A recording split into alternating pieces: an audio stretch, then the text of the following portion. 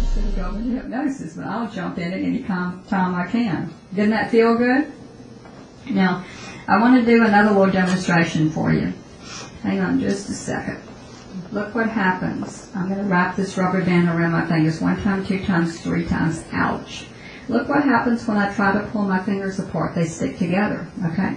Now I want you to put your hand, your dominant hand, up in front of your face and put your 2 fingers together. And do not look at me. I want you to stare at your fingers. Try to pull your fingers apart. But the more you try to pull them apart, the more they stick together, because it will be as if they're stuck with super glue.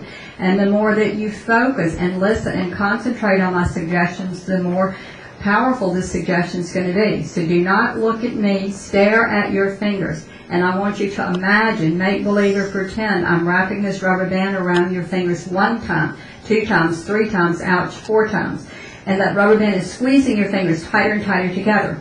Now, funny thing's going to happen when you try to pull them apart, they're going to stick together because if they're stuck with super glue. So staring at your fingers now, as that rubber band is squeezing your fingers tighter and tighter together, and that's satisfy yourself, you try to pull them apart, and notice the more you do, the more they stick together, the more you do, the more they stick together, the more you do, the more they stick together, 1, 2, 3, you can pull them apart easily. Now, where is your rubber band, Richard?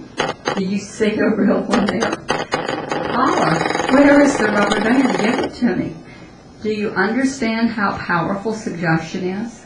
So what if you work one-on-one with the hypnotist and you tell the hypnotist that starches or sweets or chocolates give you problems? The hypnotist is going to do what's called delivery hypnosis. Get rid of the inner critic that judges and criticizes and said this is hard, and the subconscious immediately accepts that new change. Who's a chocoholic here? Okay. Miss Haig, you go into a natural state of hypnosis at least 5 or 6 times every day. Let me give you some examples. Have you every day dreamed? Yes. Have you ever stared at a candle or a fireplace flame? Yes. Or ridden down the road and you missed your turn and you didn't remember paging your street? That's road hypnosis. So if I could follow you during your day and wait for you to naturally go into a state of hypnosis, I could sit on your shoulder and whisper that chocolates no longer have the same seductive appeal they once had. They're not good. They're not bad. It just isn't important anymore. You'd accept that suggestion just like that. How about that? But you're going to get a backache with me sitting on your shoulder. So it's much more fun to come sit in my lazy boy, right? Or do you want to do another one? All right. This one I want you to close your eyes. And I want you to use your imagination, make believe or pretend. And I want you to focus on your eyelids now, back on your left eye. And you can feel your eyelids tugging down tighter and tighter and tighter.